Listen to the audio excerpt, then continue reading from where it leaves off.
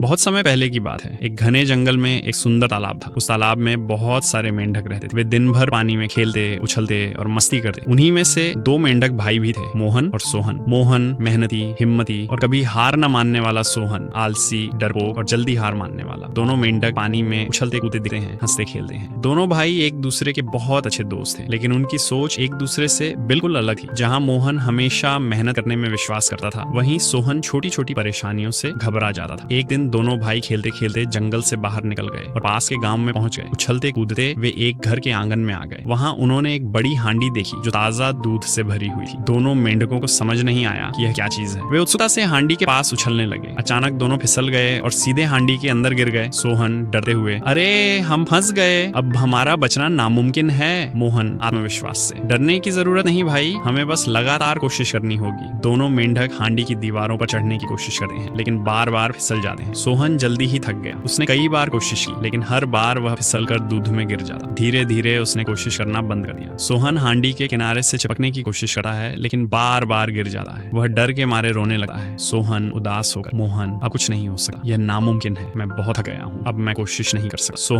मोहन ने अपनी हिम्मत नहीं खोई और अपने पैरों को लगातार हिलाता रहा। वह हांडी से बाहर निकलने के लिए संघर्ष करता रहा। मोहन खुद से, अगर मैं भी सोहन की तरह हार मान लूंगा तो मेरा भी अंत हो जाएगा, मुझे डटे रहना होगा। मोहन लगातार अपने पैरों को तेजी से हिलाता रहता है। मोहन बिना रुके अपने पैरों को चलाता रहा। वह तेजी से दूध को मथने लगा। धीरे धीरे दूध गाढ़ा होने लगा और मक्खन में बदल गया। अब हांडी में मक्खन का एक ठोस टुकड़ा बन चुका था। मोहन ने समझ लिया कि अब वह उस पर चढ़ सकता है। वो मोहन खुश होकर, मैंने कर दिखाया, अगर मैं थोड़ी और कोशिश करूं तो मैं बाहर कूद सकता हूं। मोहन ने मक्खन के ठोस टुकड़े पर चढ़कर एक बड़ी छलांग लगाई और हांडी से बाहर आ गया। वह जीत गया क्योंकि उसने संघर्ष करना नहीं छोड़ा। अगर मोहन भी सोहन की तरह हार मान लेता तो वह भी डूब जाता, लेकिन उसने कोशिश जारी रखी और आखिरकार सफल हुआ। इस कहानी से हमें क्या सीख मिलती है? जो प्रयास करता है वही सफलता पाता है। मुश्किलें आती हैं, लेकिन हार मानने से कुछ नहीं मिलेगा। लगातार मेहनत से असंभव भी संभव हो जाता है। अगर जीवन में मुश्किल हालात आए